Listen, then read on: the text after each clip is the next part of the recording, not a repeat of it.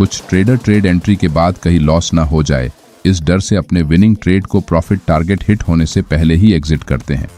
इसलिए आज के इस वीडियो में हम विनिंग ट्रेड को बिना डरे अपने टारगेट तक कैसे होल्ड करते हैं इसके 3 मेथड जानेंगे। ये निफ्टी 50 के 31 जनवरी का 5 मिनट टाइम फ्रेम का चार्ट है। यहाँ मार्केट मॉर्निंग में ओपन होते ही एक रेड कैंडल के साथ नीचे चला जाता है, लेकिन उसके बाद बायर्स मार्केट में एंट्री करते हैं जिससे चार्ट पर एक स्ट्रॉन्ग हैमर टाइप कैंडल बनती है। नेक्स्ट बुलिश कैंडल के साथ प्राइस डे हाई को ब्रेक करते हुए ऊपर क्लोज होती है, जिससे चार्ट पर एक बुलिश ट्रेड सेटअप बनता है। बहुत से ट्रेडर इस ग्रीन कैंडल के नीचे अपना स्टॉप लॉस लगाकर लॉन्ग ट्रेड में एंट्री करते हैं।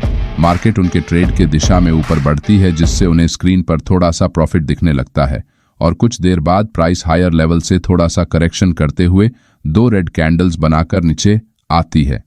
इन 2 रेड कैंडल्स को देखकर कुछ ट्रेडर अपने ट्रेड से पूरी तरह एग्जिट कर लेते हैं। कुछ ही देर बाद प्राइस फिर से एक हैमर कैंडल बनाती है जिसे देखकर न्यू ट्रेडर फिर से फ्रेश ट्रेड एंट्री करते हैं। प्राइस थोड़ी देर तक ऊपर बढ़ती है, लेकिन फिर से जैसे ही एक रेड कैंडल बनती है वैसे ही ये ट्रेडर लॉस के डर से छोटा सा प्रॉफिट लेकर एग्जिट हो जाते हैं। इसी तरह अगले 1 घंटे तक ट्रेड में एंट्री और एग्जिट का सिलसिला चालू रहता है। कुछ इसी तरह बहुत से न्यू ट्रेडर और खासकर ऑप्शंस ट्रेडर दिन भर ट्रेडिंग करते हैं। इस चार्ट में अगर आप नोटिस करेंगे तो यहाँ प्राइस मॉर्निंग से अप ट्रेंड में ट्रेड कर रही है, जहां प्राइस 21,475 से बढ़कर 21,730 तक का हाई लगाते हुए लगभग 200 पॉइंट्स का मूव कर चुकी है, जिससे अगर आप सिर्फ एटीएम ऑप्शंस को बाय करते तो आपके ऑप्शन का प्रीमियम कम से कम 100 पॉइंट्स बढ़ चुका होता, लेकिन लॉस हो जाएगा इस डर से आप अपने विनिंग ट्रेड को एंड पॉइंट तक होल्ड नहीं करते। इसलिए आज हम ट्रेड को प्रॉफिट टारगेट तक होल्ड करने के लिए 3 इंपॉर्टेंट मेथड्स का इस्तेमाल करना सीखेंगे। तो चलिए सबसे पहले मेथड को जानते हैं। हम इसी चार्ट को एक बार फिर से एनालाइज करते हैं। यहाँ इस पॉइंट पर आपकी फर्स्ट ट्रेड एंट्री होती है जिसमें आपका स्टॉप लॉस इस ग्रीन बुलिश कैंडल के लो के नीचे या फिर इस स्विंग लो के नीचे लगा हुआ है। प्राइस आपके ट्रेड डायरेक्शन में बढ़ने से आपको कुछ प्रॉफिट दिखने लगता है। किसी भी ट्रेंड में प्राइस को अगर आगे बढ़ना है या फिर अपना ट्रेंड कंटिन्यू करना है तो प्राइस हमेशा छोटे छोटे करेक्शन करते हुए आगे बढ़ती है, जिससे न्यू बायर्स और सेलर्स मार्केट में अपनी एंट्री कर सकते हैं। यही प्राइस एक्शन का सिंपल रूल होता है जिसके बारे में हमने अपने पुराने वीडियो में बताया है।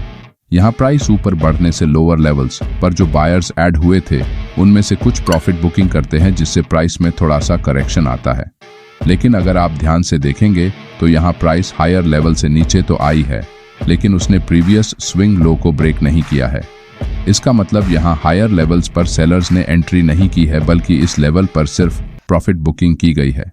आपका स्टॉप लॉस इस लेवल से अभी दूर है, इसलिए यहाँ आपको घबराने की या फिर प्रॉफिट को बुक करने की जरूरत नहीं है, क्योंकि अभी तक आपने अपने रिस्क के मुकाबले प्रॉफिट गेन नहीं किया है।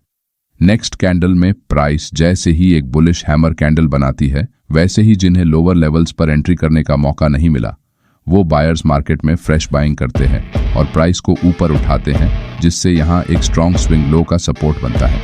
इस वक्त आपको सिर्फ अपने पुराने स्टॉप लॉस को लोअर लेवल से उठाकर इस न्यू स्विंग लो के पास लाना है, जिससे अगर मार्केट इस पॉइंट से रिवर्स भी हो गया तो भी आपका स्टॉप लॉस अब आपके एंट्री पॉइंट से ऊपर होने के कारण आपको लॉस नहीं होगा। जैसे जैसे मार्केट ऊपर बढ़ते हुए न्यू हायर लोज बनाता जाएगा, आप अपना स्टॉप लॉस धीरे धीरे ऊपर की तरफ रीसेंट स्विंग लो के नीचे रखते जाइए। इस तरह से आपको अब लॉस होने का डर भी नहीं लगेगा और आप पूरे अप ट्रेंड को कैप्चर करते हुए अपने प्रॉफिट को बढ़ा सकेंगे। चलिए अब दूसरे मेथड के बारे में जानते हैं। यहाँ ट्रेड एंट्री के बाद आपको कुछ प्रॉफिट अपने स्क्रीन पर दिखता है, लेकिन आपके स्टॉप लॉस के मुकाबले ये प्रॉफिट अभी छोटा है। अगर आप एक ऑप्शन बायर है तो आपको कम से कम 1:2 रिस्क टू रिवॉर्ड रेशियो के हिसाब से अपना प्रॉफिट टारगेट डिसाइड करना होगा, क्योंकि एक ऑप्शन बायर का विन रेट बहुत ही कम होता है।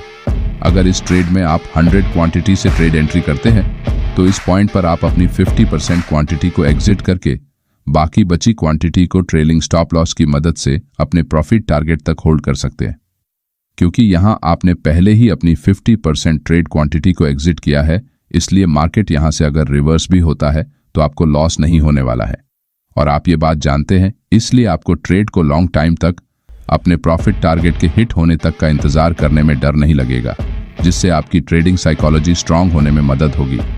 चलिए अब तीसरे मेथड के बारे में जानते हैं। किसी भी ट्रेडिंग कंडीशन में हमारा पूरा फोकस सिर्फ प्राइस एक्शन पर होता है, लेकिन कभी कभी हमें इंडिकेटर्स का भी इस्तेमाल करना पड़ता है। हमारे प्रीवियस चार्ट पर अगर हम 9 पीरियड के एक्सपोनेंशियल मूविंग एवरेज को लगाते हैं तो आपको यहाँ एक बात नजर आएगी कि जब भी प्राइस एक्सपोनेंशियल मूविंग एवरेज को टच करती है वैसे ही फिर से अपना ट्रेंड कंटिन्यू करती है, लेकिन प्राइस जैसे ही इस मूविंग एवरेज के नीचे क्लोज होती है मार्केट में ट्रेंड कमजोर हो जाता है। ट्रेड में एंट्री करने के बाद अगर आपने अपनी 50% क्वांटिटी को पहले ही एग्जिट किया है तो बाकी बची क्वांटिटी को आप मूविंग एवरेज के नीचे की तरफ ब्रेक होने तक होल्ड कर सकते हैं, जिससे आपको किसी प्रॉफिट टारगेट को पहले से डिसाइड करके रखने की जरूरत नहीं पड़ेगी।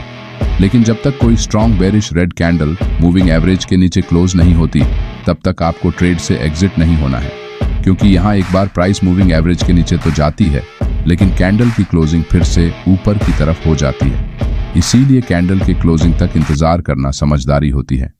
इन तीनों मेथड को इस्तेमाल करने के लिए किसी भी ट्रेड में एंट्री करते समय आपकी पोजीशन साइज यानी कि ट्रेड क्वांटिटी आपके कंट्रोल में होनी चाहिए, तभी आप उसे ज्यादा समय तक बिना डरे होल्ड कर सकेंगे।